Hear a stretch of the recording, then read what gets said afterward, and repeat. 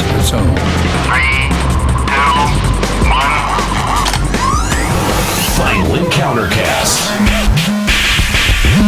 Interesting conflicts, not conflicts of interest. Typical corporate bullshit. With your hosts, Nate, Robbie, Chris, Nika, and Callie. FinalEncountercast.com. Ready? Get set? Go!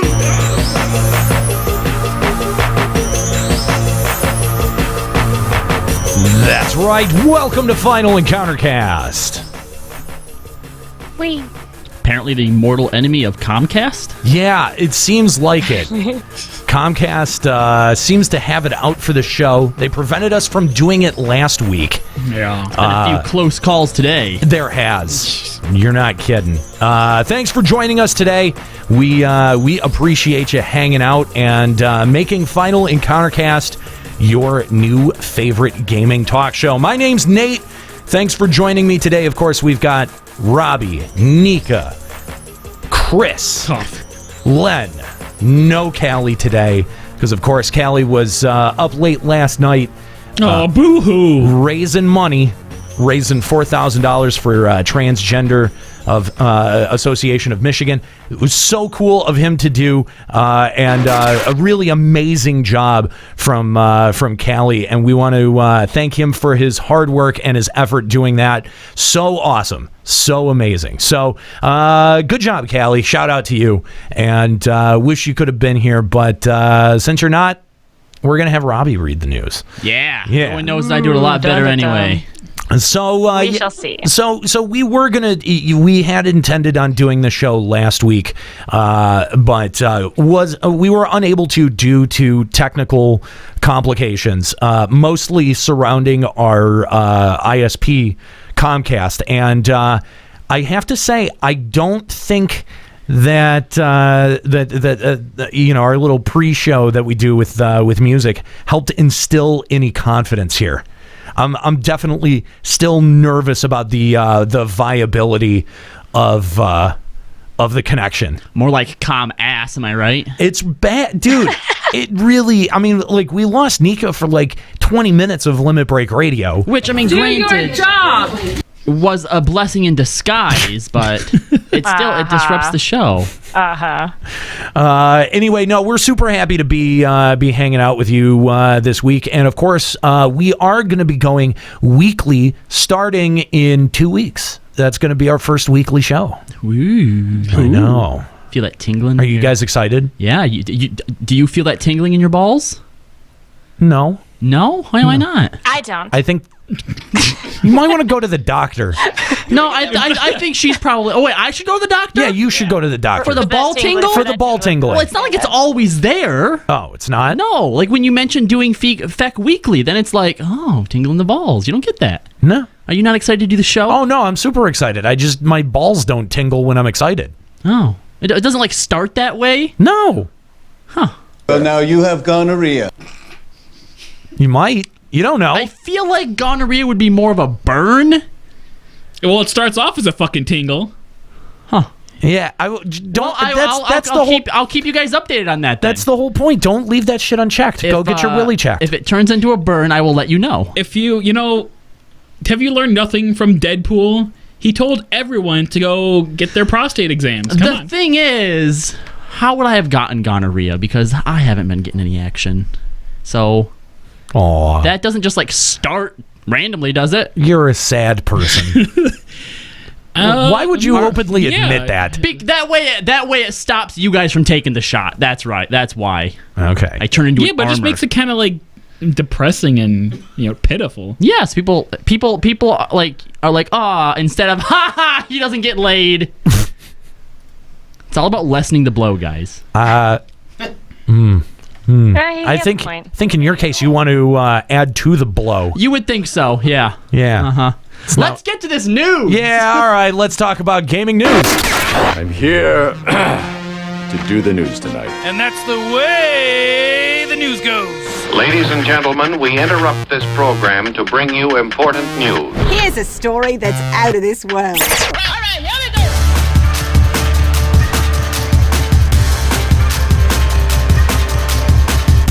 All right, there you go. Since you tried to talk through my production. You're a dick. You're a piece of shit. Not like on purpose. I was literally like, at what point do I start reading? Okay. You hear this production every week. It's not gotten any Not better. last week. It's not gotten any better. No, nobody heard it last week because it didn't go last week. All right, so guys, Mistwalker Studios, led by Hironobu Sakaguchi, is partnering with Silicon Studios on a new project. Details remain very scarce, though some concept art has been released. Interestingly, the concept art was originally published in 2009, though at the time it wasn't tied to any specific project. Yeah, this is I have not been excited for a game like this in a long time. Well, what was the last time we got a Mistwalker game? The last Mistwalker game, there was a phone game that was put out that apparently was pretty good. Oh, but their last big game was The Last Story on the Wii. Oh wait, how did that do? That was a great game. I think it did I don't know how it sold, but okay, you know what? The reception was very the reception was great. Was Last Remnant the Square Enix one that did poorly? Yes, it was. That's what I was thinking. I played half of that game, and the battle system is atrocious. Oh, it's so bad. And then obviously we had Lost Odyssey, and they did Blue Dragon. They too, did didn't Blue Dragon as well. Yes, both of those games were phenomenal. So yeah, I hope that we get more news soon, because Mistwalker doing more stuff, that's always a good thing. We don't by chance happen to have can we pull up that concept art on stream and give people a look? No. Okay. Honestly, no. It would be way too much fucking work. Okay. All right. Well, but the thing that they did, I don't know why why Callie left this off of the outline. Really? Because fuck you, Callie. Because the thing is that they're partnering. The big news is that they're partnering with, I believe it's Silicon Era, who is responsible for son of a bitch, Bravely Default. Oh, that's why. That's some news. That's why it's a big deal. And he left the most important part off the goddamn news story. So yeah, no, the fact that Mistwalker and Silicon Era are coming together for something. It's not Silicon. What is the fucking Silicon name? Studios. Is it Silicon Studios? That's what it says here anyway. Yeah, it says partnering with Silicon Studios. Oh, did you not read that? I did say the studios. Now I don't. Sorry, no. Silicon Era is a because it doesn't mention in there that they're the ones that did Bravely Default. That I did not know. Yeah, Silicon Studios helped with Bravely Default as far as I remember. And so I think that that's a pretty impressive pairing, especially because, those are the two remaining heavy hitters for turn-based gameplay anymore. Mm-hmm. And I hope is that this is going to be a full console release. Yeah. Well, what I find interesting is that they're using concept art from 2009, 7 years ago. Yeah, and I think, I don't know if the concept art that they had... See, somebody had put concept art with it, and I'm just not sure that it was ever meant to be paired together. Gotcha. I think that's very possible. I think that was a media thing. A media thing? Yeah. Okay, that's very possible. Yeah. Well, IBM Japan has announced a Sword Art Online-inspired virtual reality MMO project. Now, again, details here are scarce. However, the soft layer-developed game is expected to make use of the concept of cognitive computing. The concept, which maps the human thought process, is a computerized model and hopes to lead a new era of MMO gaming. You know what? Kooky brought up a good point, and I feel dumb about this, but if you do want to see the concept art, you can find that over at our live blog over at finalencountercast.com/blog. In fact, as we read through the news, these stories are all going to be popping up over there, so for additional information, check it out. Leave us some comments there as well. That'd be really nice. So all of that sounds really, really impressive. Cognitive computing? Like using my mind to play a game? I think the idea is that they're creating some type of computer model that replicates the human thought. So what? Like artificial intelligence in a game kind of deal? Well, no, I mean, first of all, we all saw Sword Art Online. You know what I mean? Like, it seems like a bad idea to make a VR game out of a concept. Well, if we die in the game, we die in real life. Exactly, yeah. That just seems really dangerous. Like, now, come on. Yeah, I mean... So I find that a little bit ironic, but I mean, like I guess it's a good setting. But the thing is, cognitive computing will send a series of flashes through your headset, through your VR thing. So when you die, you have a seizure and die. No, I don't know how conceptually it's supposed to work. I just thought it was really funny that here you have an entire concept of people getting stuck in the game, and let's make a VR game out of that. That sounds like a good idea. Here's the way that I'm kind of looking at it. All right, so all right, they have this game that can mimic the human thought process, right? How exactly do you use it in an MMO setting anyway? Because everything's pre-scripted. When think about all the MMOs you've played: World of Warcraft, Final Fantasy, Guild Wars. It's not like you just sit here and have conversations with NPCs or storylines and stuff. The more that you diverge from your story and give people more options, that's more development time that it takes. And I feel anyway, that's why you don't usually see those in a lot of MMOs, and that kind of stuff is usually kept for single player games, like Mass Effect, for example.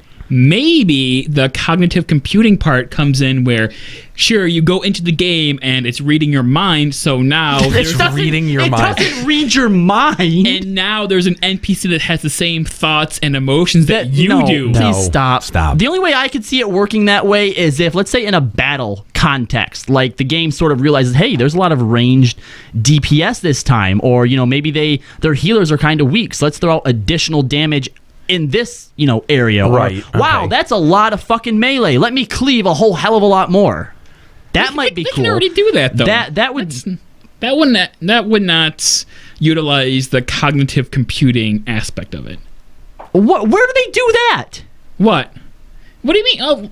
I'm saying they can already do that because, like in Final Fantasy 14, they know what roles you are and stuff. But they don't use that is what I'm saying. Like bosses and stuff have just like their own, moves that they just do that are usually scripted in some way, but that would take dynamic battling to a whole nother level. Yeah, I think that takes an entire technology leap that we're just not at yet. I mean, I think we're just at the point, that really what this is it's going to be kind of like a clever combination of a couple of different technologies. And look, cognitive computing sounds really like a heavy-handed concept, but we don't know what it is. Like it's just a label. We don't know how it will operate, and so that's a lot of promises that IBM is. All they're doing is putting one of those like Google Translator bots into the game, so you can talk to it and it just sends questions back to you. It's Siri in a game. I think if it's not the reading your mind and making an NPC, I think if it's not that, then you should be able to like activate your cooldowns with the thought. Be like bloodlust, thinking it. Nico, what do you think? I think that would be awesome. But what? I don't. What? No. Okay. First of all, I'm going to tell you that you guys were complete static for about the last half of the conversation, so I could only understand about half of it. But secondly, I don't know. Like, I think whatever this sounds really, really interesting, and I'm definitely going to be following it to see what happens. Depends on how integrative this technology can actually be. But I'm interested. I mean, you just throw something out there like cognitive computing. Sounds fucking awesome. Processing. Yeah, exactly. Yeah, exactly. I feel like if this technology was something that was really this groundbreaking, like, are they already using this for like military and medical stuff, or like, it feels weird that video games would be the first place they would use a technology like this. Who cares about like hospitals and shit? We could use this to like understand people who are like in comas or who have autism. Or no, let's put it in our MMOs. And like we can't communicate with us, but no, let's put it in an MMO instead. Yeah. Melky Thera from the game saying that she's surprised I'm so invested in something like this. Mass Effect is one of like my most cherished games, and the reason why is because you can make so many different choices and actually see the effects they have, and the idea that they're coming out with some type of technology that can mimic fucking like the human thought process. Like, I don't know if they're gonna like put that in characters or how the fuck they would use that. I don't know where you're getting that, because literally the article says none of that. Nowhere in that article does it say that it's trying to mimic the human thought process. Which lets you speak to your Mass Effect party members. Like, Liara, go there. That's a thing. I don't know, the human thought, like, why else would you, like, how would you be using the human thought process unless it's being used, like, for characters or something like that? I got it. this technology will allow us to like control our dreams. So now you can like enter right, in we're a moving dream on. state We're and moving like on. have sex with anybody. We are moving on. Wow. Fallout 4 creator Bethesda has announced their first 3 DLC packs for the popular game. The first will arrive sometime this month for $19.99, titled Automatron. The second in April. Is that $19.99? It says $9.99. $9.99, Yeah. sorry, $9.99. The second in April, which is titled Workshop Wasteland and costs $4.99. And lastly, the largest of the 3 will launch in May for $24.99, called Far Harbor, and will lead the player on the search for a young woman and a secret colony of synths. They have now originally the season pass for all these DLCs was $39.99. You have How much? $29.99. Wow. $29.99. Are you having problems with numbers today? I always have a problem with numbers. You missed the boat on that, though. It is now $59.99. Jesus. Did you get if you bought it at $29.99, You get it at that then you're price. grandfathered in at that Yes, price? That's yes. good. As soon as I heard about this, Good. As soon as I heard about this, I got on. My bank account could barely, take the hit. But I'm like, fuck that, buying it now, because there was no word on when they were going to do the price hike. But they have done it now. Mhm. Got it. Just for comparison, though, they have said that Far Harbor alone will add almost.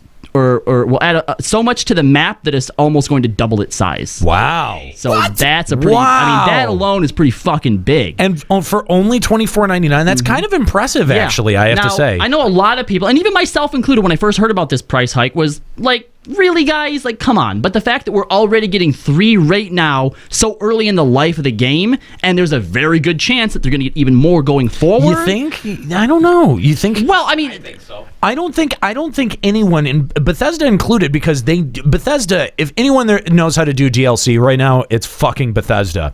But I think even in their what seems to be infinite wisdom about it, I mean, they tend to do three punches of DLC and they're out. Really? Skyrim got 3. That's it.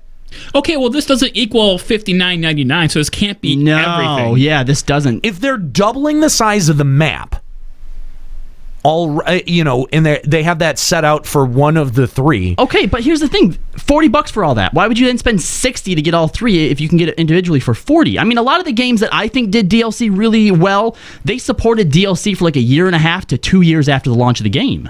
Yeah. I think but you don't. More. We don't know what the timetable for these 3 pieces of DLC. Yeah, we do. Yeah, just said it. March, April, May. Oh. Okay. Yeah, like and release that quickly, dude. Yeah. They got to come out with more. Yeah. I don't know, because I feel like, okay, how long has Metal Gear Solid 5 been out? Since last fall. And how much August. how much DLC have we seen? 0. Okay, well, that's because Konami... we've gotten some MGO DLC. MGO DLC doesn't. All right, really I have count. 2 things to point out there. Konami is a fucking train wreck. Okay? First, No, fuck Konami. you're right. To be fair, Metal Gear never really has that kind of. I was gonna. Because of the whole open world, But they said that they were going to support it with DLC. This is Bethesda. They know how to do DLC. This is also before Kojima Apparently. split. I mean, not that all this isn't like legitimate points, but I just think the fact that all of these combined is $40 and they're charging $60 for the season pass. No, yeah, there would definitely be more, because otherwise no one would buy the season pass. That alone, but I feel like the DLC development cycle is getting shorter and shorter. People don't support their games as long as they should. I mean, even Rockstar, who has a very good history of it, all the only things that we've seen for GTA 5 have been online stuff. That I thought was fucking weird. On one of our previous shows, it really is. We mentioned that it's finally getting its first DLC. No, it's not getting any. It hasn't yet. I thought that we read some headline that said it was finally going to get its first one. I'm like, it's been out for how long? No, the first bit of DLC I think is online. That's what they were making a big deal about. Well, I guess there's one of the biggest problems with DLC is how insane it can go, like from one developer to another. Like the whole model is just so fucked. Well, look at GTA, but look at GTA 4. It had some of the most narratively impressive pieces of DLC: Ballad of Gay Tony, and then the one with the bikers. Yep, I can't remember that one. But those were really impressive pieces of DLC, and it just seems like Rockstar is totally onto their next thing. And I just wonder if the overall approach that devs are taking to DLC is much more because people are shelling out for chintzy shit.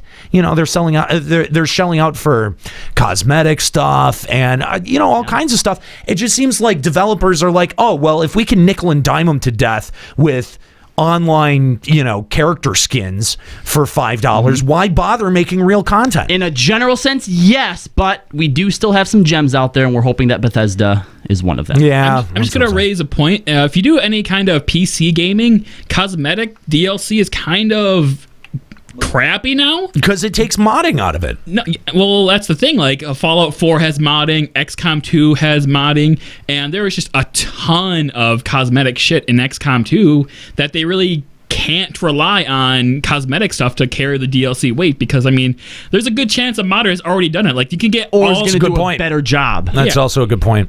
We have like all of the Halo Reach helmets in XCOM 2. Well, at least I do. And have you ever played a Halo game? No, never. Well, I've played Halo, and Robbie, you've played your Halo 4 mod. It's you want to tell us about your your Fallout 4 mods? I don't have. No, not Halo. Fallout. Yes. Yeah. Okay. Well, what ones? Let me tell you. I have a bunch of graphical tweaks. I have one that turns all of the like pictures and propaganda. The ones with the giant breasts. That's the one I'm getting at. I was just about to explain that one. I have one that turns all of He needs to explain it. all of the pictures and propaganda and ads and like billboard signs Tell me about the into boobs. 50 style pinup art. A lot of it's very tasteful. Tasteful. Is that the time period that the game is set in? Yes. Well, that's really cool. It's not set in the 50s, but it has that like 50s sort of feel vibe to it. Yeah, Okay. it does. It's technically in the future. And the Fallout suit with the giant breasts coming out of the girl. Coming out of her, like she's a boob monster, body horror. I also have this sweet combat armor that has like hundreds of different emblems on it. Like my dude's walking around with like the Punisher symbol on his chest. That's pretty cool. Yeah. Mm-hmm. Yeah. So I don't know. I'm pretty cynical when it comes to DLC at all. I don't blame you. And I guess I'm just trying to poke holes in Bethesda right now, which I guess is kind of a dick Leave move. Leave them alone. But the fact that they raised it from about $30 to $60 means that there is going to be they have to have more planned. Yeah, because with it being at 40 right now, the total at 40, and it was at 30, that would have been a fine price. If this was all they're coming out with, you say $10 for the season pass. But if they raised it preemptively before the DLC came out, they have to have at least one more. You lose $20. That's a fair point. That's a fair point. All right. So that's pretty cool. Good on Bethesda. So. Yep. Capcom has apparently remembered that they like money and will be bringing Resident Evil 4, 5, and 6 to the Xbox One and PlayStation 4 later this year. They will each be priced at $19.99, although strangely they'll be releasing them in reverse order. Resident 6 will be out this spring, with 5 coming out in the summer and 4 in the fall. What? What's the point of that? I don't know. Unless the further back you go, the harder they are to port. Looking at UFF9, apparently. Oh, that's possible. It could be, textures and stuff like that. You know what? Actually, that's a remarkably good point. That's a remarkably cogent point. Good job. You're welcome. Star Fox Guard will be launching alongside Star Fox Zero. The game, originally titled Project Guard, will allow the player to assist Grippy Toad, uncle of the much maligned Slippy Toad, fend off waves of attackers from an outpost. The game will be included with the release of Star Fox Zero, but can also be purchased separately. Star Fox. Star Fox Tower Defense. Did nobody like Slippy Toad? What? Did anyone like Slippy Toad? He was the Toad, right? In the original Star Fox? Yeah. Why is he much maligned? Help, Fox! Get because this guy basically off me! Slippy could not take care of himself, and you spent the entire game saving Slippy from the enemies. That's why. Poor Slippy. Fox, I got a boogie on my tail! You should just let him die. But for whatever reason, as a child, I loved Slippy, and I also thought Slippy was a girl for a really long time. And I was so upset because, like, when I would play pretend in second grade or something with my friends, and I was always Slippy. When I found out Slippy was a boy, I was really mad. Did all your friends make you be Slippy? Because that would be hilarious. No, she wanted to be Slippy. Slippy on purpose. Oh, that would be too funny. Oh, jeez. Hilarious. I'm sad. Then our job here is You're bringing my sadness back again. This is bad nostalgia, the trauma. Okay, this next one is so good. So Leland Yee, former senator of California, an outspoken video game critic, has been sentenced to 5 years in prison on charges of gun trafficking and political corruption. Well, you know why? It's 'cause those damn video games. Yee is best known to gamers as the man who championed the 2011 violent game law, which the Supreme Court struck down. What a fucking... Apparently, this guy has been playing way too much Call of Duty. What a tool. What a piece of work. Well, if he was gun trafficking, he'd be like, he'd probably be like GTA 5. No, the point is, he may have been doing these crimes, but in this case, he wasn't playing video games. But it's video games that cause violent behavior, remember? Right, so imagine if he... Not his gun running. Imagine if he also played video games, how much worse this could have been. It would be out He'd be using those out of the guns. park. Exactly. It wouldn't have just been gun running. He'd have been running and gunning. God, this is ridiculous. It's all bad. It's so ridiculous. How... I got... I got nothing. Yep. Mm-hmm. It's pretty... I feel like it's pretty self-explanatory. My mind is blown. Mm-hmm. I mean, not surprising that a politician lied would be completely hypocritical. Oh, yeah, of course. But, I mean, to get busted for gun running? That's a bizarre crime to get busted for in 2016. Why? Somebody's got to run them guns. Who doesn't have guns and where? Why? Under what circumstance? These could be like AK-45s or something. Like, you know, like Uzis. Yeah, it doesn't say it's You like can a buy homegrown that at a self-defense gun. It could be like an assault weapon. Like a full automatic? Like you can buy it at a store. Who was he running guns to? Was he running them to maybe Mexico? To illegal immigrant. I don't know. Was he running them to Mexico? Was he distributing them among people who can't otherwise buy guns? That is a bizarre charge to get in 2016. It's just They might have been illegal guns, like they were stolen. Maybe gang wars. Maybe that's it. Maybe they were trying to. Well, but then that's what happened in season 1 of Sons of Anarchy. They were gun runners because they were having gang wars with other bikers. And if you already have like a felony or whatever, you can't go in and buy a gun. Because, I mean, part of me, when I read this, it makes me go, okay, like, what charge did they misconstrue? Like, what charge it got all trumped up to be able to say that this guy was running guns? But, I mean, like, that's a really strange thing. What if he was hoarding them for the impending gun laws that are going to make it so nobody can get any guns? Then he would be, like, rolling in the money. So, what? Then you're not gun trafficking. You're just you're not gun running hoarding. them if you're hoarding. Yeah, exactly. Gun supplying. He had is the opposite of running. He had to be selling them to someone to get accused of gun trafficking. They were probably guns without serial numbers or something, or like the people buying them didn't want to have that like serial number attached to their purchase, so they're buying them from him illegally. Does he work? What? Found it. Okay. What's the circumstance, Woody? Tell us. He was arrested that day by the FBI conspiracy to traffic in firearms without a license and to illegally import firearms, as well as with participating in a scheme to defraud citizens of honest services. Wow! Defraud honest citizens? You know what? Actually, no. Hold on, because you raised a good point in here. Sometimes. Nate, fuck me. Sometimes, especially in the media, you know, they'll, you know, not even necessarily trump up charges, but they will find interesting ways to word them, contort right? it. Yeah. So, for example, let's say he's a gun collector. Yes, and that's what I was thinking. He's looking for a specific gun, but he doesn't want to pay that much and wants to get around customs, but he gets caught. So they're like, you know what, dude? Gun running. Exactly. Fuck you. That's what I was thinking. But no, after all of that laundry list of shit, that's pretty incriminating. That's pretty damning. He apparently solicited money from undercover FBI agents. Ooh. Yeah. Oh. Wow. What a scumbag. Yep. And video games cause violence. You fucking piece of shit. Hey. Just because guns were involved doesn't mean there was any violence. This was a simple business transaction. People who play video games to prove his point, so that the people who get the guns I'll show them. Violent. Hey kids, do you want some guns?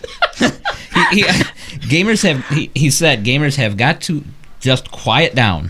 Gamers have no credibility in this argument. Really? Wait, he said that about This is all charge? about their lust for violence and their industry's lust for money. This is a $1 billion industry, and This is about their self-interest. You know what else is $1 billion industry? LMFAO at what a noob you are. You know what else is $1 billion industry? Video games. Fucking guns! Guns are $1 billion. My God. There's like... And what makes what he did any, like, even remotely defensible? It's You know what won't send you to prison? Playing video games. Exactly. Yeah, but shooting people Unless after you you kill play people the because person. of the video games you play. And how would you get those guns? From illegal him. gun runners. From senators. Exactly. Like this clown. Exactly.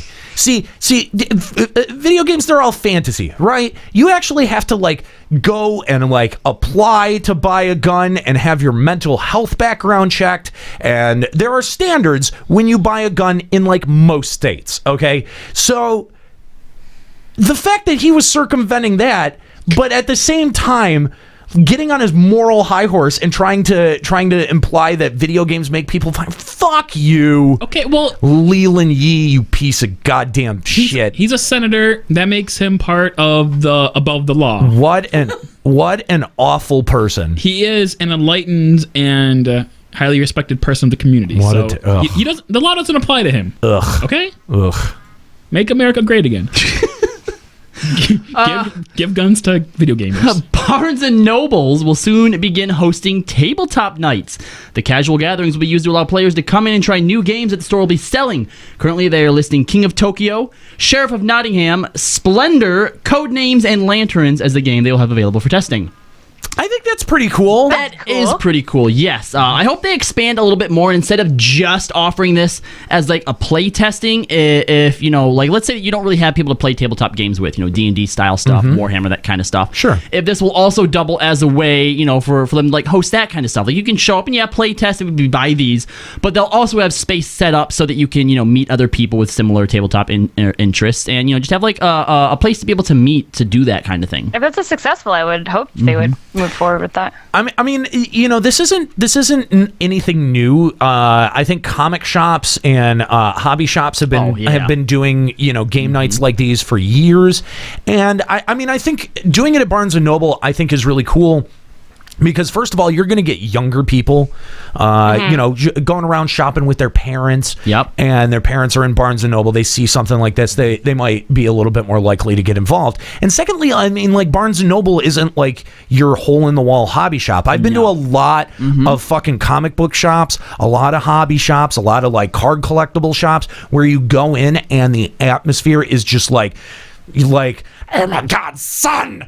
You know, like who opened the door to let sunlight in? Every single time I've been to a hobby shop with a girl, you could hear like this. I wish I was exaggerating, right? Because it's a stereotype nowadays. I've experienced the amount this. of whispers. It's a girl. I know. Even if it's just supposed to be sarcastic, it's a girl. I know. It's a girl. Yeah.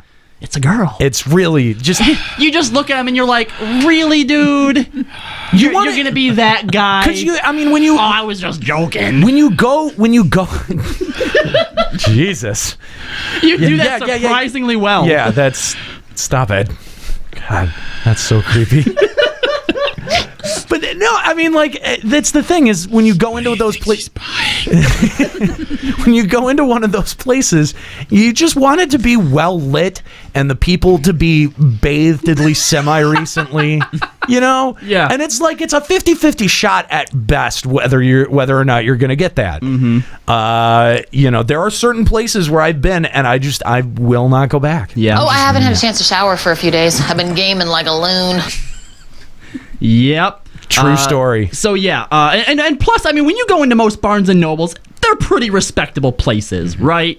So yeah, let's just hope they don't attract the wrong kind of crowd. Yeah, they don't have that all of their lights work. The underside of tabletop gaming. Let's be honest. The underside of tabletop gaming is the majority of tabletop gaming. That'd be a funny documentary. Oh, it would.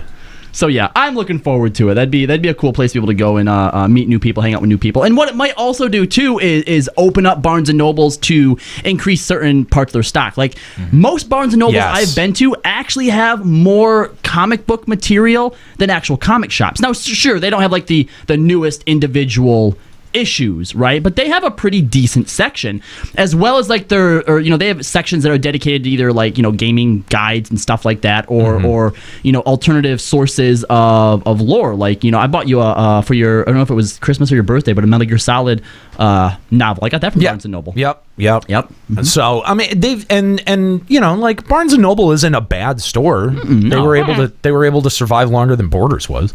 Well, it's because they ate them. Yeah. Pokemon Sun and Moon have been confirmed for the holiday season this year on the 3DS. Pokemon Red and Blue have also been re-released to commemorate the 20th anniversary of the series.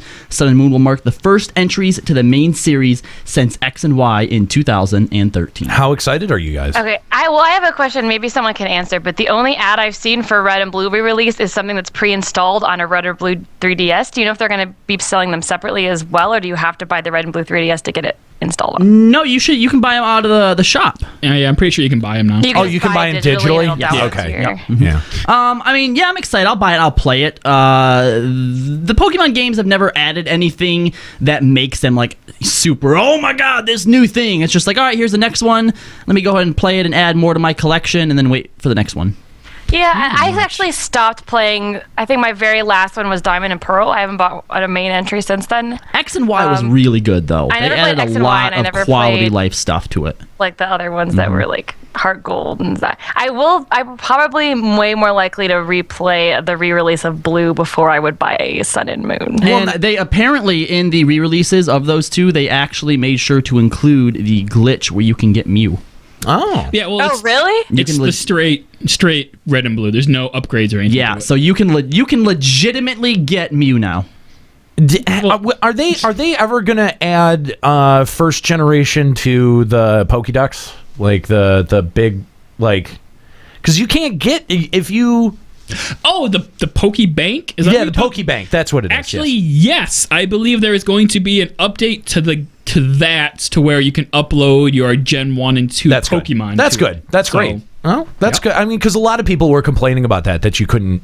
There were still holes that they couldn't fill. Yep. Oh, no. Well, you can always now at this point you can get all of the Pokemon on what about the newest about the missing no glitch? Can we still do that? Yes, it's literally Red and Blue.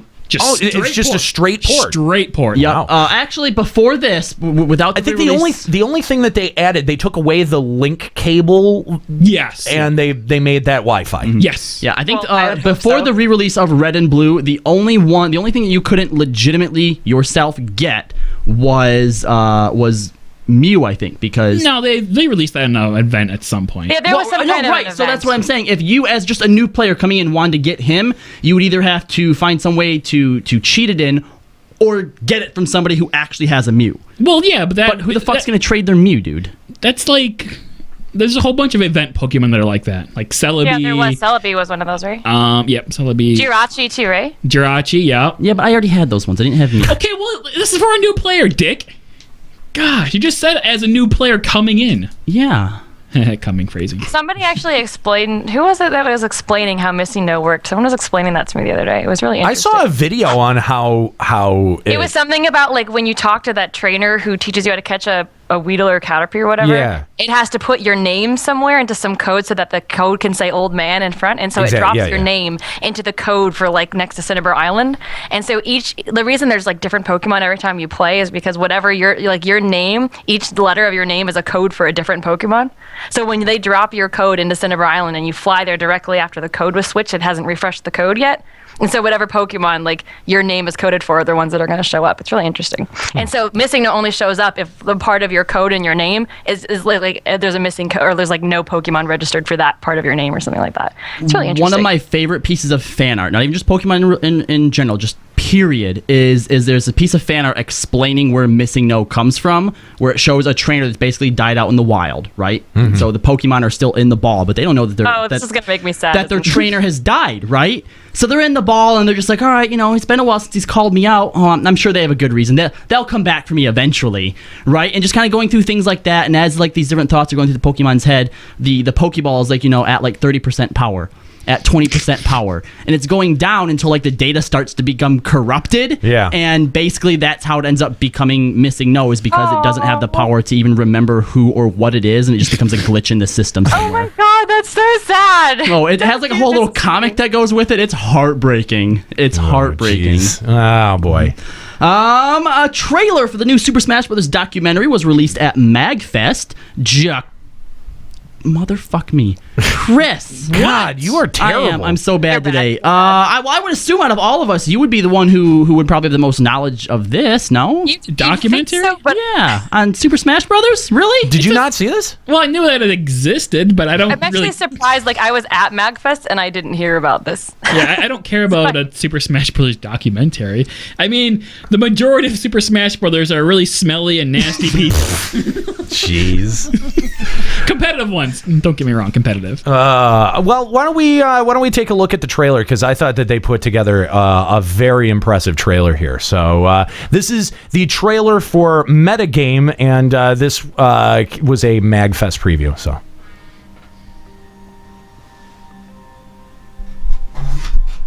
You know, when you're a kid, right, you want to be a warrior, or you want to be an astronaut, and you want to do battle with dragons or what have you. And it's as an adult now, you know, we live our day-to-day lives. I have a career, but at the end of the day, you know, I think deep down we all still kind of want to do that crazy thing we wanted to do as a kid.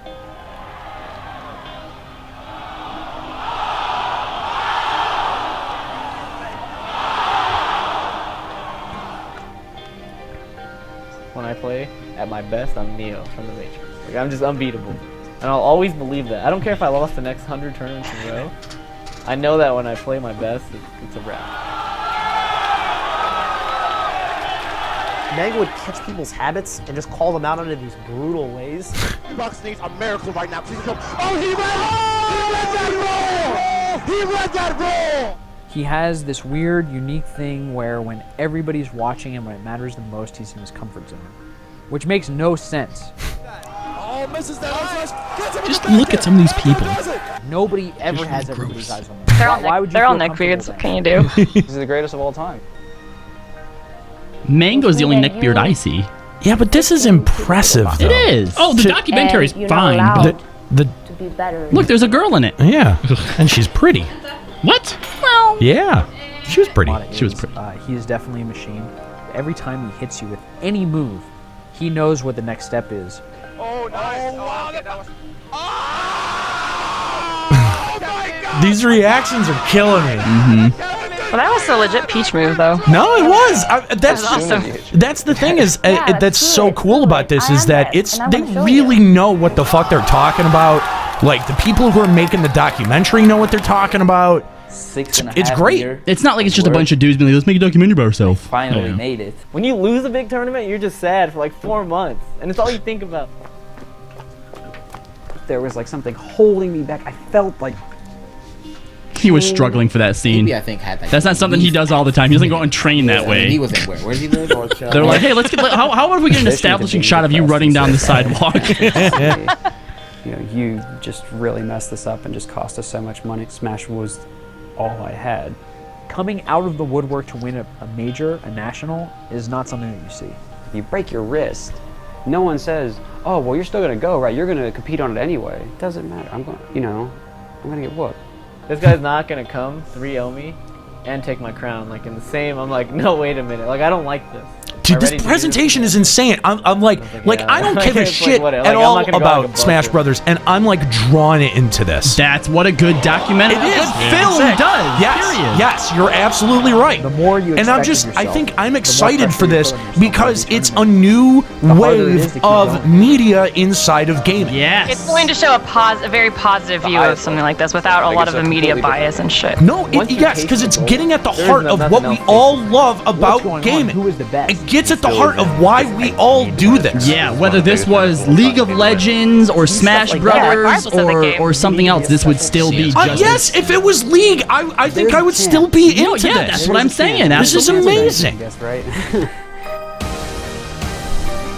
The music is pretty legit. Yes, it is. Metagame, that's a nice title. It is. It's in fact, Nero, there was a documentary that you showed me once about the guy who had the world record for the kill screen for the original Donkey Kong game. Yeah. Right? Mm-hmm. Like that was a legit thing too. That that I think won awards. I don't even doubt it. And that was sort of like the first one. There was also one about MMO players that came out around the time that I did my audio documentary called Second Skin. I remember. That also kind of like did the same thing where they just assumed, look, everyone knows what the fuck Smash Brothers is. We don't have to explain what this scene is. Let's just dive into the scene and get into what's interesting there. Right. Because the interesting narratives that I saw in this trailer were the competition, the struggle against oneself. You don't even have to know anything about Super Smash Brothers. They're great narratives. It's what makes... Dude, this is what makes watching 30 for 30 on ESPN so fascinating. I hate sports. I'm not a sports fan at all by any stretch of the imagination. And I will sit around and watch 30 for 30 for hours. Because the way that they present that stuff, it's like, oh my God, I never knew. Compelling storytelling. It's human drama in its purest form, and it's nice that video games are getting some love in that direction. Absolutely. I think that's a great way to way to go. So I'm actually more excited for this now that I know exactly what it is. That's really, really cool. Yeah. And an update to a story we talked about the last episode that aired. The developers of Unsung Story have given some more information. They've cleared a few of the financial hurdles they were facing, including getting one of their products ready to ship and securing funding from an unspecific creditor. They cited these issues as well as some key staff leaving in 2015 as the primary reasons for the delay of the game. They expect work to resume on Unsung Story in the not-so-distant future, though they've pushed back their goal date to have the game playable from June 2016 to fall 2016. They've also mentioned offering refunds to in some form once the company is financially stable to do so. Yikes. Well, at least they're back on track. Yeah, I mean, well... And offering some type of compensation is nice, too. Yes. Although, it makes me... I don't know, like a lot of people were going like, oh man, look at Kickstarter, it's going to save the indie game, it's going to save retro gaming. And it's another disappointment coming out of Kickstarter. You know what I mean? Well, I don't know. I think it's one of those things where you can't take that label and put it on the whole thing as, everything as a whole, because Kickstarter has come out with some amazing things before. Well, and it's not on Kickstarter. Right. It's just, it's the whole idea of... crowdfunding a video game, and is that something that's even feasible? And a lot of people were going, yes, fuck the studio system. Didn't Skullgirls be really successful with that, though? Not that it's a game, but Roll20 came out of that, which, as far as I'm concerned, is still one of the greatest things to happen to tabletop gaming. Taking it off of the table. I'm not saying that like crowdfunding. I mean, obviously we're crowdfunded. You know what I mean? Like it definitely can work and stuff like that. But it's just I don't know, man. When it blows up, it's when it goes bad, it goes really, really bad. And I think the reason why you feel that way is because when it's something like this, you have a personal investment in it. That's right. Like, for example, if they were announced like the next Final Fantasy, right? Final Fantasy 16, it actually looks like really legit, like it's going back to its roots. And obviously, we would be personally invested in it. But it's completely different. But then they ask when for you put money into it. That's a different kind of personal investment. No, I get it. I think the thing that bums me out the most about that is how willing these people who sign up for Kickstarter are to just rip people off. That bums me out because it feels like not. And I'm not calling out Unsung Story because they seem to have gone to the extra lengths to say, look, we're committed to doing this and to doubling down on it, and good for them. But there are too many stories like Ant Simulator or like Bear Simulator or however many other... Stop making animal simulators! Well, however many of these... right. Even Phil Fish is a great example of this, where, either you receive a little bit of criticism and you quit, but you've already taken all of that money, so you've already got people's money, fuck it. Or in the worst case scenario, like an Ant Simulator, you just don't even try to develop a game and you just take that money and you blow it. And of course Kickstarter there's no repercussions for people who do that kind of stuff. And it sucks because then people people are naturally less willing to want to invest in a crowdfunded I think the biggest lesson to take from here is it's not just about the product that you're funding. You have to look at the people you're funding as well. I mean, when the new MS3TK started on Kickstarter, MST3K, whatever it is, your Mystery Science Theater thing, how willing were you to give to that? I mean, you wanted to drop $1,000 I know. dude. I wanted to. But that's because not only do you believe in the product, but the people. You know that the people behind it were going to take it all the way as well, That's right? true. But, I mean, how do you explain something like Bear Simulator hitting 100,000? No, yeah, you're right. You know what I mean? That was bullshit because the guy couldn't take the criticism. Yeah. You're right. No, that fucking sucked. That type of person, if you're not willing to see it through to the end, you shouldn't be putting it up like that. Because where does that $100,000 go now? Yeah, exactly. Poof. Exactly. Yeah. It's like no one feels like they have an obligation. You know, there are certain Kickstarter people that are just like, I got your money, bye bye. Mm-hmm. They don't they put minimal amount of effort into their product, and here we are. You know, we've got the Patreon, and we're slogging away every day, sending people posters and getting T-shirt proofs printed up and all of this other shit, man. Like how hard we work and how on the hook I feel to everyone who gives to our Patreon. Oh yeah. I look at these fucking people and I'm like, how dare you? How do you have the balls to do this? Like where do you get off, man? Like how do you? Probably on their mountains of money. That's unfortunate. Mm-hmm. Hey. Yeah. You douchebag. Anyway, all right. Bravely Second is seeing more and more content being altered or cut from the American release of the game. In addition to the Tomahawk class being reworked into Cowboy for the American release, numerous other jobs are being reskinned to be less revealing. Beyond that, the art book, which comes with the collector's edition of the game, is going to have art altered and even removed. How do you guys feel about this? Well, here's my thing. If they're just changing something cosmetically, all right, the idea of changing Tomahawk into Cowboy, like, why? Because we're American? Like, we're cowboys? Like, it's offensive. It's offensive to Native Americans.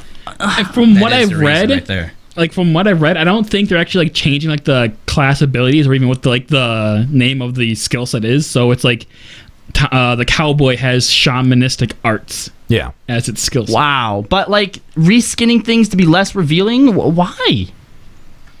I'm pretty sure our culture has nothing against revealing clothing, right? I think most people will look at this as another instance of the gaming industry caving to pressures like that of Anita Sarkeesian. I mean, that's what I think. That's the reaction from most people. Yeah. Is that look at how Anita has won. Bravely Default has been altered. Clothes are less revealing. They won. Do you really think the feminists win? Square Enix is looking at Anita whatever and is like saying because of her? No. As a sole source, I don't. As a sole source, no. But I think that he's right that there are people, who have that kind of agenda out there to censor these video games, and yeah, they're going to see this as a win. Yeah, sure, but here's the thing, though: is it really? Like, is that really why? Does anyone does anyone want to mount an argument that says that this is because of Anita Sarkeesian? No. Okay, good. So we can just throw that one out the window as purely speculative garbage. See, here's the thing, okay? And here's what I want to ask you out there in the audience, the person who is currently screaming at their monitor about Anita Sarkeesian, even though we didn't ask you. We had just asked the people in the room. I'm talking to you, okay? All right, you got it? We're talking to you. Guy.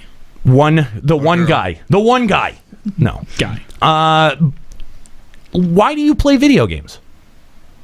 Why is it that you play video games? Do you play video games to watch digital characters in little revealing skimpy clothing? Or do you play video games because you enjoy how the game plays as a game? Well, Lion MX says that the thing with Bravely Second is they've also changed quests and story elements. The quests had multiple outcomes, people died, etc. Now they've removed the bad outcomes and there are only happy ones now. Okay. I heard that too. Yeah. That's bullshit. And I think that is bullshit. But you But can't. there were some changes that are fair, though. Yeah. Do you hear about we talked about this before, right? About the one that there was one where you drug someone into thinking they're straight and they're gay or something. Fire Emblem. That's Fire Emblem. That's Fire Emblem. Okay, yeah. so when shit like that happens, that's fair, I think. But then when it's just there's too many bad things, let's make it happy. I think that's when it becomes too much. Here's the thing, though, is that people also want to lay that at the feet of Anita Sarkeesian, and you can't. You can try to blame her for getting some of the skimpiness taken out of the clothing. But then my response to you is, why do you care? Why does it matter how skimpy or not the clothing is on a character? That doesn't matter. That has never mattered to me. It doesn't. Right. I think it's less about the fact that now they're not skimpy and more about why change them. It doesn't. If they would have came already that unrevealing, right? Yeah. I don't think people would have been those need to be more skimpy. I think it's just the fact that companies are letting people influence them is what has a lot of people up in arms. Because you're right. We don't need the skimpy clothing. That's fair. Right? But don't let them influence you over even petty shit. Yeah, no, that's fair. Mm-hmm. I think that's totally fair. And I think that, if you go, oh, well, I don't like it because they changed the outcome of quests, that's also fair. But you can't blame Anita Sarkeesian for that. The thing is that I always see this argument conflated and said, oh, well, it's Anita Sarkeesian's fault. It's not. It's straight up not. There's a lot of people who lobby for different types of sensibilities within video games. And at the end of the day, you have a company and it's their choice. It's their choice whether they want to cave to pressure or not. Now, the choice is up to you whether you buy it.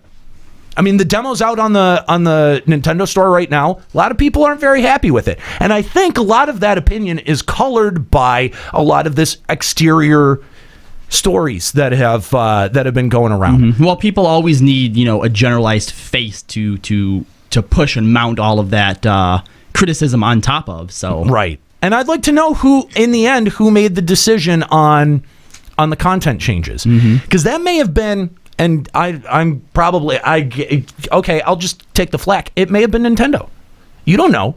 I mean, in terms of content decisions like that may have been on Nintendo, because Nintendo is very specific about the types of content that it will allow or not allow on its systems. That is absolutely true. So we don't know. I mean, if you want to jump, a lot of people have been jumping to conclusions about Square Enix, about Anita Sarkeesian, and I'm just saying. Well, hold on, because it's on the 3DS in Japan, right?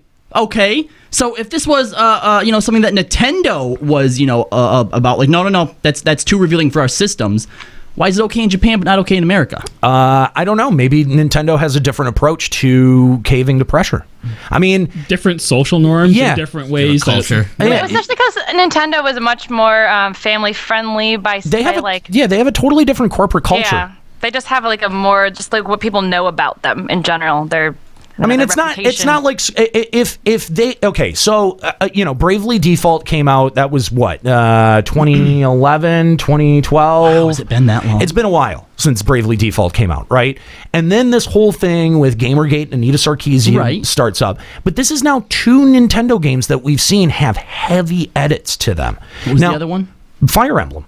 Oh, okay. So now, I mean, I would say that the suspect source to me is now Nintendo, because that's 2 separate Nintendo games. But it must be Nintendo USA because they're coming in over in Japan. It's fine. And that's weird because I always thought that and again, maybe it's the fact that it's just this subculture within us. But usually in America, they're not very. Yeah, the whole caving to pressure thing. It's weird. I think, and again, it's a little bit more Nintendo in my mind than it is Square Enix, because Square Enix, I don't think gives a shit.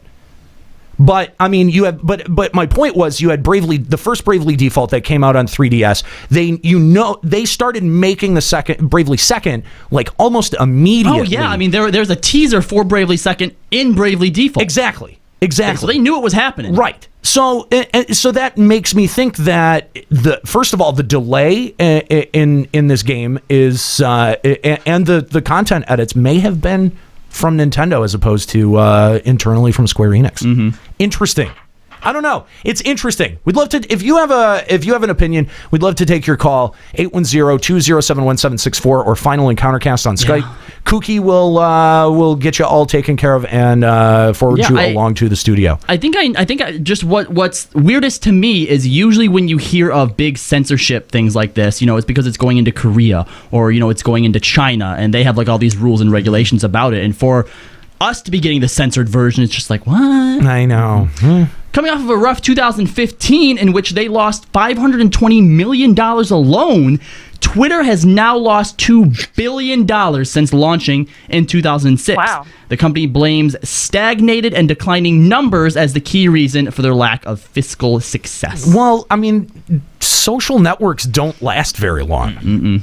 You know what I mean? Like, Facebook has kind of been the outlier, and I'm kind of impressed that people still use Twitter to the degree that they do. I hate Twitter. But I mean, like, if you think about Everybody hates Twitter. But like, if you think about it, but everyone uses it. So many people fucking use it that how can you not make a profit? How can you not turn a profit in the fucking, like almost 10 years that your company's been a business? Yeah, that's kind of weird. I have no idea, man. Just the overhead. What is their overhead? Servers, I assume. Are they saving all of those tweets? On a server somewhere, they just have 10 years worth of fucking tweets? I don't know. Get rid of some of those tweets. I'd like to know what the first tweet was. They probably have it somewhere. They have that first tweet. Hello, world. Did you know that Twitter was initially supposed to be some kind of podcasting service, and then they just changed it to become whatever Twitter is now? What, really? Pivoted. Yeah. Yep. That's true. True story. Okay. The Netherlands-based developer Vogelsap have created a game which is causing quite a stir. Titled The Flock, it features a limited pool of available player characters, and when they're gone, that's it. No starting over, no wait for the next round. The game goes offline for good. We have a trailer. All right, let's take a look at that trailer here. This game looks really interesting. Is this different than the one we had talked about before, where it was like once you die, your character was dead, but like other people could still join? Is that a different? I don't think we game? Did we talk about something like that? I don't think. I mean, there's a game I've been hearing about for years where it was like that, but like your character would die, but other people. It was only like 8 people allowed in the game at a time, and like once your Permadeath has character died. popped up a few times over the years in different games, Right. But Okay. nothing's, I think, been around to be super notable enough. Right. I think it's obviously a very interesting concept, but like the problem is it can't last very long, can it? Like that type of lifespan. I mean, Unless it's one where like you are no longer allowed to play, but other people can still join. It seems kind of silly to have like 50 people playing, and once it's dead, like it goes offline. No. I think people can still continually sign up for it. It says a limited pool of available characters, and when they're gone, that's it. Like, it's going offline. The game would no longer exist. I mean, right now it's very basic. It sort of plays on the light theme, and so it's sort of like those that are monster characters. I don't think can attack or move very much in the light. It's sort of like the Weeping Angels from Doctor Who. That's the way I think about it. I feel like games like this are work better as more of a experiment. Yes. Than they do an actual game, because there's no way if you're gonna have a limited, player pool. I'm not gonna pay money for that. That's for sure. Yeah. Like, and how do you then make money off of it? But it brings real stakes into the game, though. That's what I like. See, I think the better way to do it would be to have that permanent character death, right? We have to start over whenever you die, but maybe you're only allowed one life per month or something like that. Have like seasons. Yeah, so if you die, you're out of it. You lose all your playtime now, but at some point, people have to be able to come back to the game. Yeah, I feel like that's the only way this game could actually work. Because, like, as soon as you die, then you're going to tune out of the game, and then people, I don't know. If there's some kind of compelling narrative and a central mystery that you wanted to solve, then I think you would actually stay pretty tuned into it for the rest of. But at some point, if the last person dies and it goes offline, like that's just it. It's done now. Yeah, I don't know. It's an interesting concept. Absolutely. Permadeath is, I think, has always been a really kind of interesting and fun concept to play around with, and I'm waiting for the game that really gets it right. Yeah. You know what I mean? Yeah. That Yep. will like really like where it'll become. I see, because I don't see this becoming a phenomenon. No. It's a cool concept. I think a couple of people will check it out and then it'll go away. And the fact that it goes away forever, I think that's kind of cool, because you'll tell other people about it and they'll be like, well, can I play it? And you'll be like, no, it's gone. It's gone turned off. Gone forever. Someone won. And I think that that's a really cool concept. Is this going to be the thing that really like launches it into like mainstream? No, I don't think so. But kudos to them for like picking a really bold choice and sticking with it. That's what I think is cool. So. Father.io is the world's first real-life MMO first-person shooter. The device attaches to your smartphone and uses the camera to create a FPS game that you can play in the real world. But yeah, let's just shoot our friends. Great idea. No violence in it all. Okay, Senator. At least you're not like walking around with like a toy gun doing it. Yeah. Like this is something that you could go out into the real world and fucking do. Like I actually found this just randomly on Facebook, even though Chris, you're fuck, I'm so bad. Wow. I've said your names wrong more than I have right. Boo. Put this on our outline, before the show, and when I first came across it, I thought that it looked pretty cool.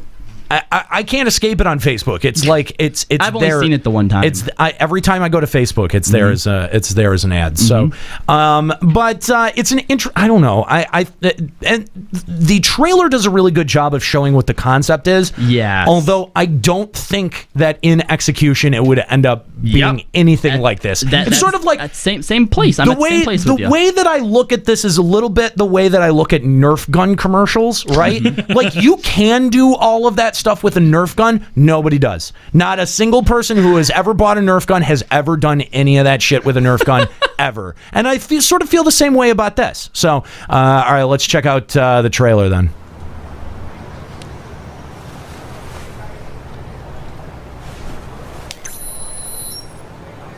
It's socially awkward.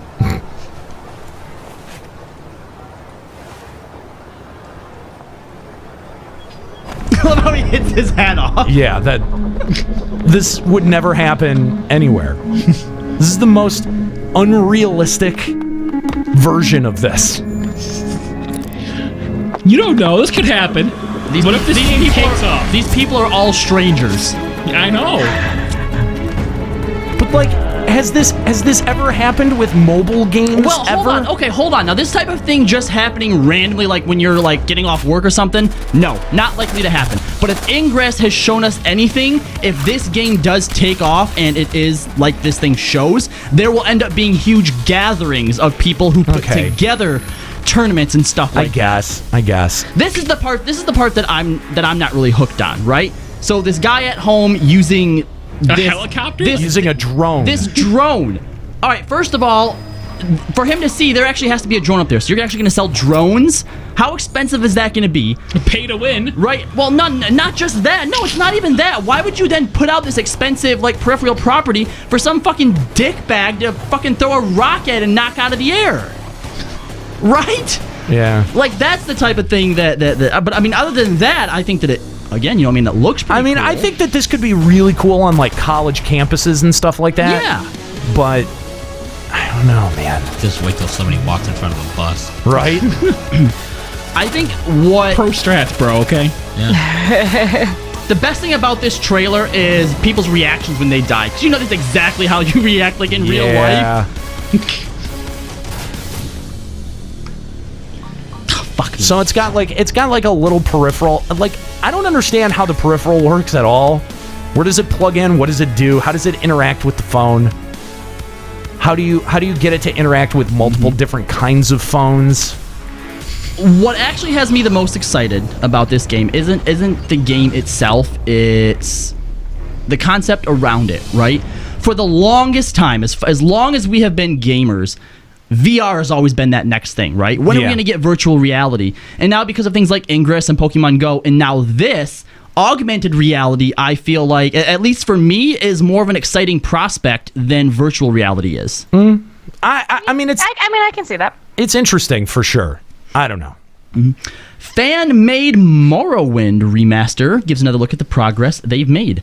Skywind has had its first development update in over a year. The project, completely fan-driven with Bethesda's blessing, is remastering the 2002 classic Morrowind in the Skyrim engine. The team, which has done numerous other Elder Scrolls projects, originally had less than 10 people on it, but now has a volunteer workforce of 30 or more at any given time. And we do have a dev video here. Yes, we do. I just want to play a little bit of it to just kind of show off what they're showing off. It's part of the TES renewal project, and they are taking volunteers, by the way. So here we go. Here's the first bit of Morrowind rendered in Skyrim, which I think is very impressive. Looks like the Lonely Mountain. It, yeah, it kind of. And this isn't going to be killed with a cease and desist. No, they gave their blessing. They have Bethesda. Awesome. Yeah, they have. Bethesda's really like we were saying. They're really happy. They don't mind mods and stuff. No, they've always really embraced that kind of stuff, and it seems like they're continuing to embrace this.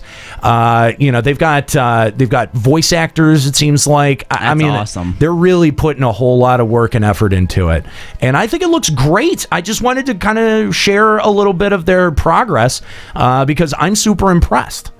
And this is obviously a dev blog that you can go check out. We have a link to this over at our website, finalencountercast.com. But it's almost a 9-minute long video that shows off what they have, what they've done already. And I'm so impressed by what they've got. I feel like there's been a lot of so-and-so made an Unreal Engine that have been coming out soon or recently. I saw the Ocarina of Time, the Temple of Time was remade recently using that. Nothing else really comes to mind, but everywhere I look, I feel like this has been remade in Unreal Engine. This has been remade in Unreal Engine. And most of those get shut down. But no, this one's being done with the Skyrim engine. Why not? Yeah. If you're not going to make this project yourself, why not let them do it? Because at the worst, someone else is going to stumble across this and be like, oh, this is so cool. I want to play the original, or, try out a new one or something. Yeah, no.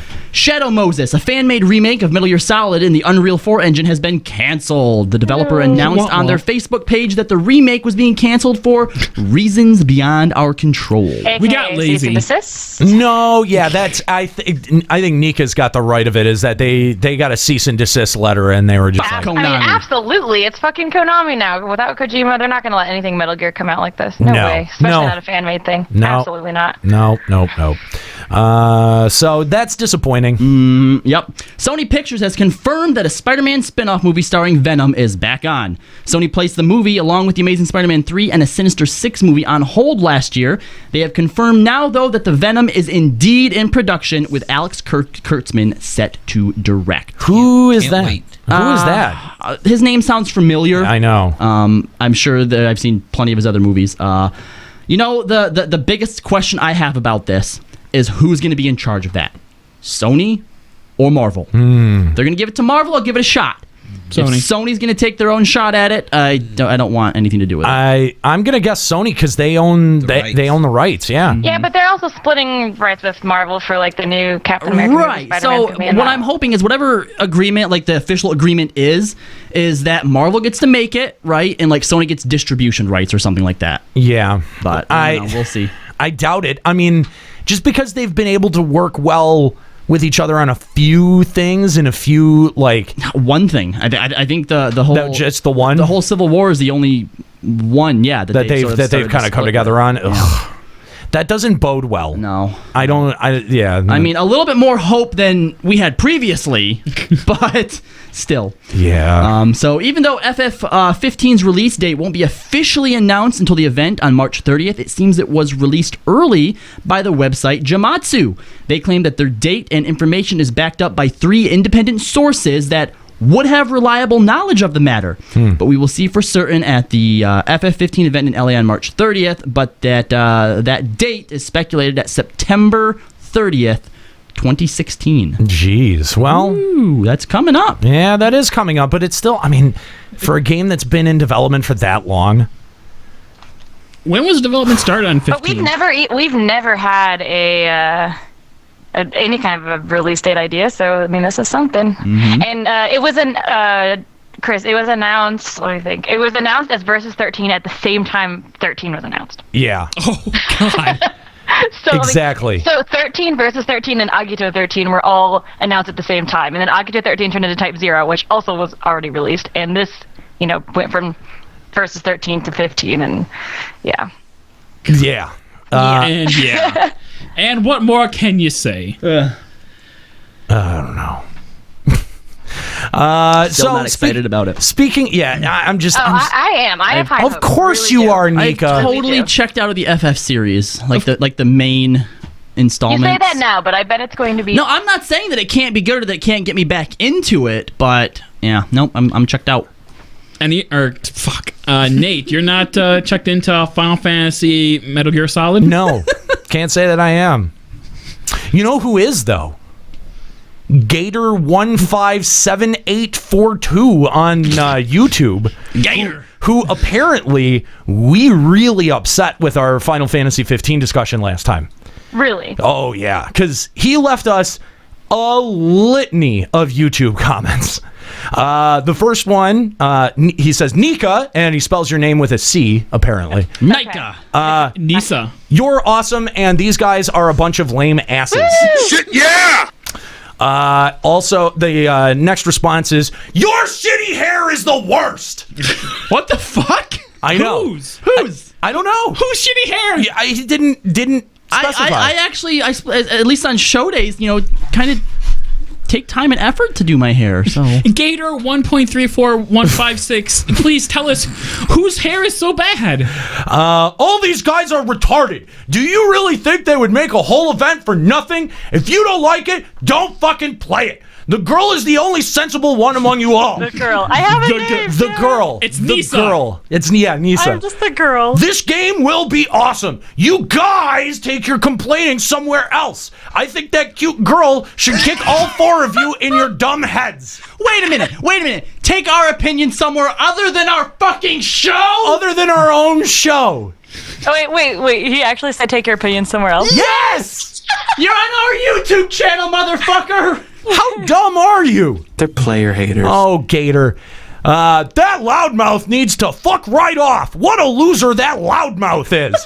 If I was the guy in the chair beside him, If I was the guy in the chair beside him, I'd punch him out. Doesn't know Final Fantasy is one of the only games that has changed consistently since 1997. Everyone since then has been different from one another. This guy is such a fucking idiot. This is bullshit. I definitely think he's talking about you, and he wants me to punch you. Yeah, I think so. And it's since SINCE, not SENSA. Whatever, you bitch! And this last one, because this one is just my favorite. I hate your glasses and t-shirt and mic and desk and your shitty posters and your ugly self and you stupid guy friends and your lame shitty fucking attitude. Anybody can talk shit about stuff that they don't know. You know just about as much as everyone does about this fucking game. Fucking nothing. All in caps? Oh my god, most of it was in caps. Yeah. So I actually Gator. I'm assuming this is a new person to our show, and this is actually really exciting for me because this means that someone listens to FEC and not LBR. We have real listeners, guys. This is a success for us. Well, he's pissed. It's just funny. It's just funny how defensive people get about this stuff. That's amazing. I mean, I understand, I get upset when people, automatically jump to, man, this game's gonna suck, blah, blah, blah. I get a little upset, and I'll defend it, but, I'm not gonna sit here and, He made 6 comments in a row! Kasumi Cascade in the chat says, oh, come on, that's it. There has to be more. No, that was it. I maybe there's a comment that I missed in there while scrolling around. Here's what I want to know. That was just what a selection. What does your poor desk or microphone or posters do? I know! Come on, a Space Odyssey, man. It's okay, he called that was dumb. Maybe his pills kicked in. He took a nap. Gator Rage, someone says. Gator Rage. You know what? What? Someone must have messed with his Dubla Langata. Waterboy reference. Oh. An inspiration for birth control. All right. Well, that's it. That's my favorite. That's it for gaming news this week, guys. Thanks, Gator. Yeah. Thank you, Gator, for those comments. If you want to comment, if you want to leave us a YouTube comment, you can check out our YouTube page over at youtube.com/finalencountercast. We would love more comments like this. Please. Because they just make my day. But there was something I wanted to talk about. And, I for a minute, I struggled whether to talk about this on Limit Break Radio or Final Encountercast, because this is something that happened on Twitch inside the FF14. They were broadcasting on FF14. But last week, I think I had come across my very first unequivocal and legitimate case of Twitch viewbotting.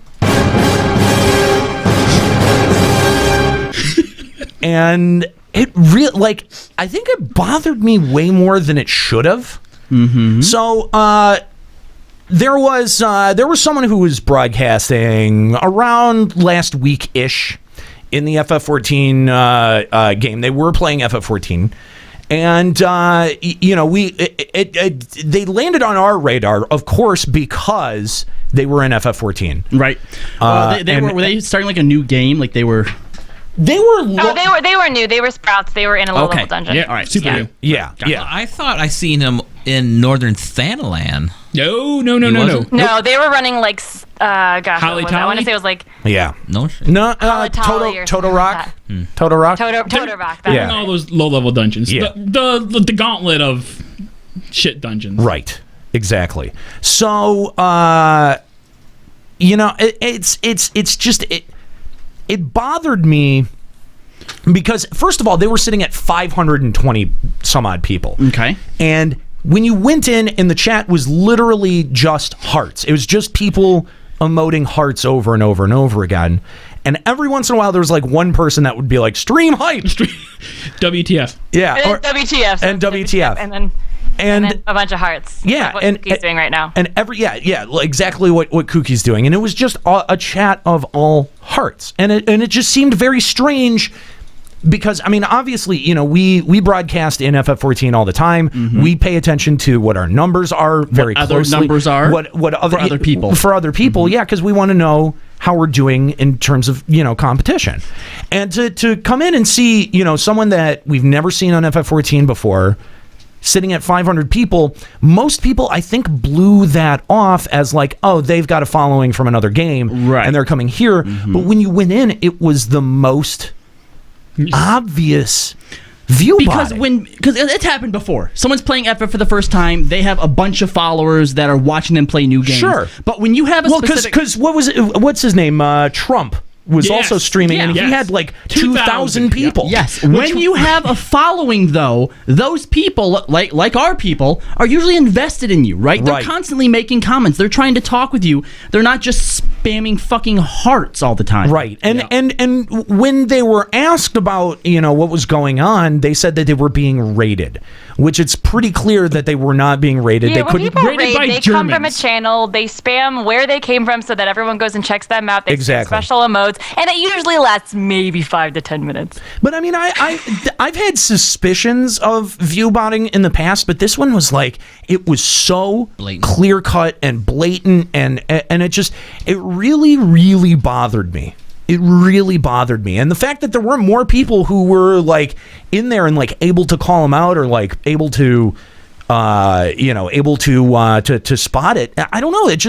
It blows my mind. Is this just what people do to grow followings anymore? Is that they just shell out for view bots or they shell out for advertisements? Well, hold on. How would view botting even necessarily? Because if I came into a stream, right, and that was going on, I wouldn't be like, oh yeah, this guy's coming to follow him. I'd be like, what the fuck? Yeah. I don't views so if anyone searched for 14 channel, they would see them right up near the top. Yeah. I think the only way that really works is if you already have a bit of a dedicated following like we do, right? Right. So like if we decided to view bot and we actually already have people talking, so no one would come in and be like, well, I don't think these guys really have 568 people watching. Exactly. And they had only 500 followers total. And that was the weird thing, because we don't get up to 500, and we've got nearly 5,000 people following us. Do you think this was also the guy's first time streaming? No, definitely wasn't. No, I asked them to. They stream a whole bunch of different games because they like to keep it different or whatever.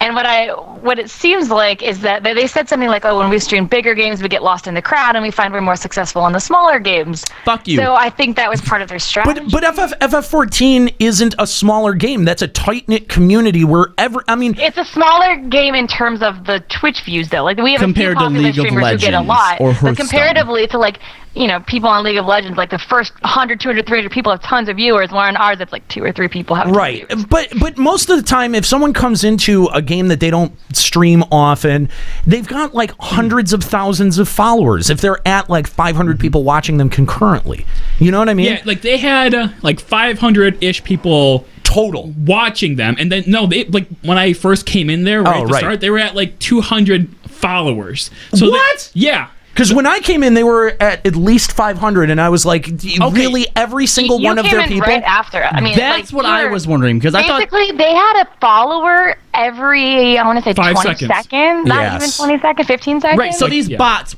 were hitting the follow button. Yes. Or whatever. So, see, that's what I thought weird is when you were first telling me about that, 520 viewers, 500 bots. So that's why I thought, so did they just start this so all their bots? Yes. The bots were different. Bots would leave and different bots would come in. Yes, I think so. That's so fucked up. If you're going to do that, and I'm not recommending that anyone do that, but if you're going to do that, you got to stream on a channel that, or on a game that literally nobody else is playing. Literally 0 other people are playing. You know what I mean? Like if... probably Callie was one of the 2 people streaming FF9 the entirety of and both had like 80 people when I saw it anyway. Right. So if that's if that's the case, then pick a game where there's not even 10 people. Not even that. How about not have a shitty bot that just spams the same fucking emote all the or just fucking don't time. bot. The fucking botting is just, it's reprehensible. It pissed me off because I'm like, here we are, we're slugging it out. What does that even get him though? We're slugging it out for every follow that we get. We're slugging it out for every viewer that we get. And here's this guy, because here's what I think he was going for. Right? Okay. I think he was trying to get Twitch partner status. I think that's why you do that. Okay. Because I was going to say, Chris, you're really good at playing the devil's advocate, right? Sure. So get in his mindset. Tell me why you would bot to get those follows when you know they're not real. Well, because my channel will have X number of follows, there's 500 other people watching, so that will drive other people to come to my channel because I'm number 1, number 2 on the list. And Final Fantasy 14 at the time had something like 3,000 people watching because of Trump. But other people weren't actually following him.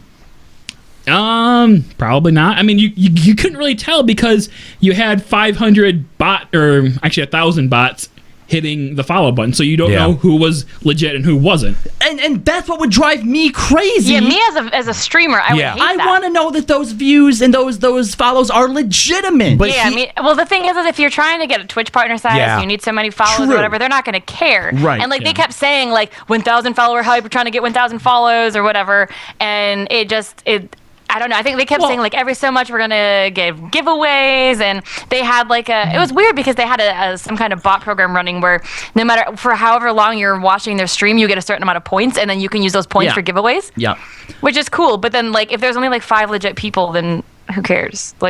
Well, even if it is for Twitch partner status, right? If you don't actually have real views and real followers, what's that going to do for you? And secondly, because you're not going to get any subscribers, right? And secondly, when you do have let's say when we have our audition, or whatever you want to call it, for our Twitch sub status over on this channel, right? They let you know what day it's going to happen, right? No, not necessarily. I mean, we kind of let them know, kind of. No, we got. It was because it was there was a dialogue with our Twitch representative that we knew that they were going to look at our because my thing numbers is for that day. I mean, I guess they don't necessarily have to have someone watching you. It can all be automated and just look at the numbers that you pulled in. But I feel like from what you described me, that if anybody from Twitch would have actually looked at their stream, they would have been able to be like, that's fucking weird. Yeah. Well, that did happen. Like, I started a dialogue with one other real. Well, first of all, they kept saying that these people were rating them from somewhere in Germany because there was German language involved. But again, if I'm a Twitch representative watching them to see how well they do, you can. Yeah. Right, I sent messages to all of those people. None of them replied. This is where the raid started. This is where it ended. And as a Twitch representative, I looked through the entirety of this chat from start to finish, and it's just this long. And literally, stream like of all hearts the 500 entire show time. up at all 500 showed up at the same time. Yeah. Started spamming hearts, which is not like, they never said where they came from. I started some dialogue with one of their real viewers, and he's like, oh, I found this guy on Reddit who apparently can like look into Twitch chat, so I'm gonna email him. I was like, okay. And he started this dialogue, and then all of a sudden, all 500 Twitch bots just disappeared, and they had 18 viewers. Yep. I'm like, At the same time. Yeah, at the same time. So I feel like if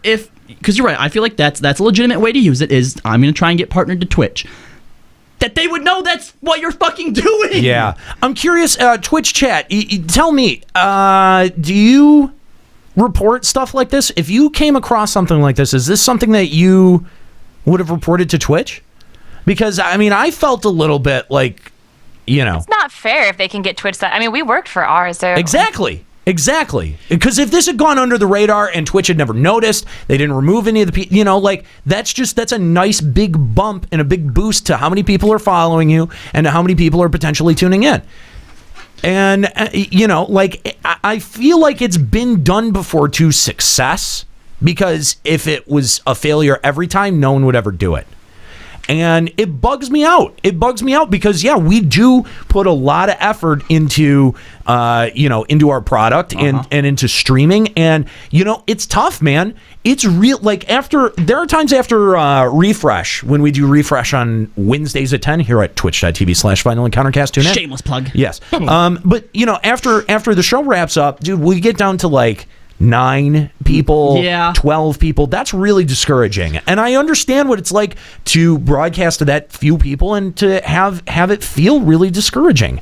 It's not a fun feeling. No, I mean, the same thing happens to me too, because again, with the late show every other Saturday at 11 p.m. Eastern, I was playing Fallout 4 the other day for like 5 hours on into the night, and I forgot who it was. I think it was Mr. Jack came in. He's like, 8 people. Are you just starting?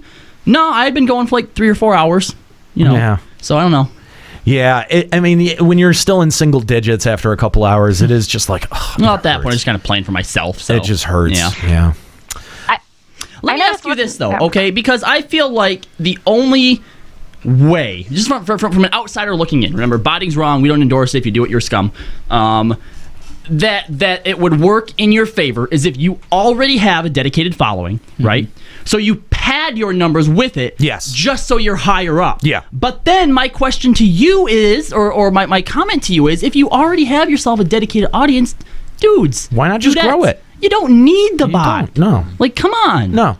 Yeah. Believe in yourself. Exactly. And if you don't, jump off a bridge for botting. No, I think what they were trying to go for with this botting attempt was not to get Twitch partnership, because it was obvious Twitch would never go for that. I think this was trying to actually develop their viewership and have people come in, follow them. I mean, see that they're number 2 on the list, see what they're all about, and get legitimate follows off of that. And get legitimate follows that will follow them elsewhere. I think it backfired on them, though. Oh, I'm sure it did. I mean, see, that's what I was saying when you guys said, "Oh no, they've played games before." Is that just what they said, or are you sure? That's what they said. I've never seen the channel before. Yeah, because the fact that they had 500 probably bot viewers and exactly 500 followers makes me feel like this was their first time trying to do this. Maybe. I feel like it was their first time. Although I think there was a couple legit people in their chat who already had followed them. And probably. And their setup was, pretty involved. It looked good. Yeah, they had put some serious work into their setup. So it was very, very templated. Like, I feel like this was. They had a green screen, dude. There were 2 people, and they each had green screens. I am not a robot woman. I am real. Thor and Malky regularly take turns to play with my buttons. It makes my circuit board so moist and oily. Viewbots are bad. RoboBookK is good. Hashtag I'm tired. Bukake? That's my favorite thing about that voice is how it pronounces certain names. Yeah. Bukake. Aniero. Lalafel. Lalafel. Yeah. Anyway, thank you, Thor, for that donation. We appreciate it, man. I just, I don't know why anyone would do it. I don't know why anyone would put their Twitch channel in jeopardy to try to boost their numbers like that, because it's so obvious when it happens that it's super easy. It's super easy to call out every time. Yep. So shame on you, whoever the fuck you were. All right. Not smart. All right. We're about out of time here for Final Encountercast, but before we go, I just wanted to go to our phone lines once real quick. Jovi's been hanging on for quite a while. Jovi, thanks for calling Final Encountercast. Hi, guys. Hi. So, so Jovi, you've been listening to the better part of the discussion going on here. What do you want to chime in on? I wanted to chime in on the whole virtual reality thing, and as I was listening to Robbie, he did bring up a good point. I do think that augmented reality is a little better than virtual reality, mainly because like with augmented reality, you don't have to you're basically just kind of like living a game in the real world. Yeah, but with virtual reality, you're more involved with making an entire world and having to think of put the person in it. It's kind of like the idea of everything behind mobile gaming and gaming on like consoles and the PC is you can get just as much money out of it, if not more, but it takes less money development side. I think. You've got this unique with a augmented reality game. You've got a unique thing that's going on because you've got a device that has a camera on the front, so it kind of has its own field of vision, right? And then within it, the game has to operate and have rules that it plays by. So in the case of this, yes, Ingress I think doesn't use that kind of thing. That's the thing, is that it's kind of on the developer to be able to create the rules and how exactly with the rules the game interacts with real life. Yes. But I mean, you've got questions in this Father.io game where, like, if someone is hiding behind cover, right? How does that work exactly? Like, or when you're getting headshots, how does it know where, in relation to your holding the body, that it can exactly? Because I don't think laser tag can't determine unless you have a sensor on your head or your arms. Yeah, yeah. You'd have to have. Sensor. But at the same time, I mean, phones nowadays are able, when you're taking a picture, to be like, oh, that's probably a face. I'm going to face swap it. That's a shitload of processing power. Yeah. And it has to do that in real time. Mm-hmm. Holy fuck, dude. I feel like with concepts like that where you have to use where it'll register whether you got a headshot or not. I feel like they would make use of the fact of the whole vibration thing with the phone. Like if you got a headshot, maybe you'd get like a really intense vibration, but if you just got like a body shot, then yeah, it's just like a weak vibration. But there is a whole game portion, like there's a whole game aspect that needs to be worked out with that whole thing, and with VR overall. I mean, now that we're getting into, we've had 3D spaces for a long time, but now we're getting into, navigating them in real time and stuff like that. It's gonna, it's gonna present a whole lot of new. New drawbacks, new inherent challenges hurdles for the and whole obstacles that you wouldn't otherwise have had to worry about in traditional gaming or even virtual reality. No, that's absolutely true. That's absolutely true. I just think it was interesting to me that within just like a month's time, VR, for just, again, personally, for me, was always like the next step. And it's weird because until Pokemon Go and Ingress, the idea of this augmented reality just never even dawned on me. Yeah. And now it's just like someone's like opened up this whole new chapter of possibilities. Right. Jovi, thank you so much for the call. Unfortunately, we gotta wrap things up here on Final Encountercast, but we do appreciate the call. We do take your calls live here on the air, soon to be every Sunday. That's starting March 27th. That's in 2 weeks. We're going to be doing this show each and every single week, Comcast permitting. I apologize. I see that we have dropped quite a lot of frames during this broadcast. Motherfucker. Fortunately, everything held up. it didn't go down. We didn't have to reset the scene or anything, so that's fortunate. But I do want to thank you guys for putting up with all of our technical issues today, and just being overall patient as an audience. There's still 132 of you hanging on right now, which is pretty good for this show. I got to say, 132. Yeah, that is. 132 is doing all right. My chat must be fucked up because I've been staring at 88. Yeah, for the past however long. Oh yeah, there we go. Cool. Yeah, 132. Go so you guys. Thank you guys. If this has been your first time hanging out with Final Encountercast, I want to encourage you to hit that follow button. Come back on Sundays because that's when we're going to be doing the show. You can also join us on Wednesdays at 10 a.m. for episodes of Refresh. If you've never heard that show, it's a talk show, kind of like this one, but we talk about more stuff and just whatever sort of comes to mind. And play cool music. That's right, and we play some cool music. You can check that out 10 a.m. here at on Wednesdays at twitch.tv/Final Encountercast. And you guys usually keep it going all day long, too. We do at least a good 3 to 4 hours worth of a show because that's just what we sit down and do. The show's kind of over when we feel like it. We talk about whatever we want to, and we also allow you to call into that. So it's like a real morning show that you used to listen to on the radio, but now you don't have to because the radio sucks and it's filled with people that you wouldn't normally listen to their opinions if they were trying to make conversation with you in the grocery line. So do yourself a favor. Join us on Wednesday mornings at 10 here at twitch.tv/Final Encountercast for Refresh. It's myself and my two friends, Joe and Will. We get together and do that show, and it's a lot of fun. And if you want to check it out, you can find episodes of it over at our website, finalencountercast.com, where you can find all of our episodes for Final Encountercast, as well as all of the stories that we talked about here today. Shout out and thank you to our producer, Kooky, who has been live updating that blog the entire show and has been running our calls. Thank you so much, Kooky. We appreciate all of the effort that you've shown this show and Limit Break Radio.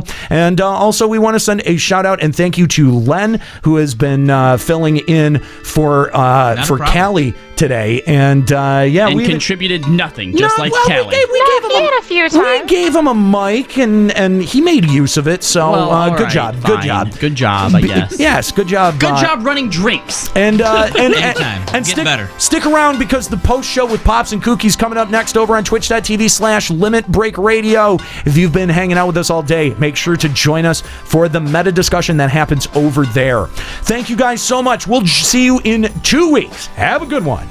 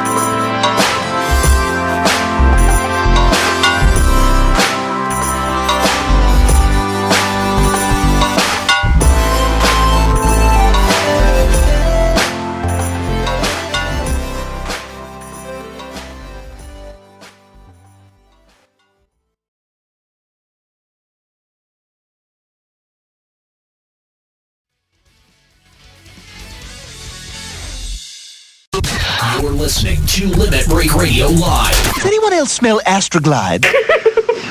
LimitBreakRadio.com.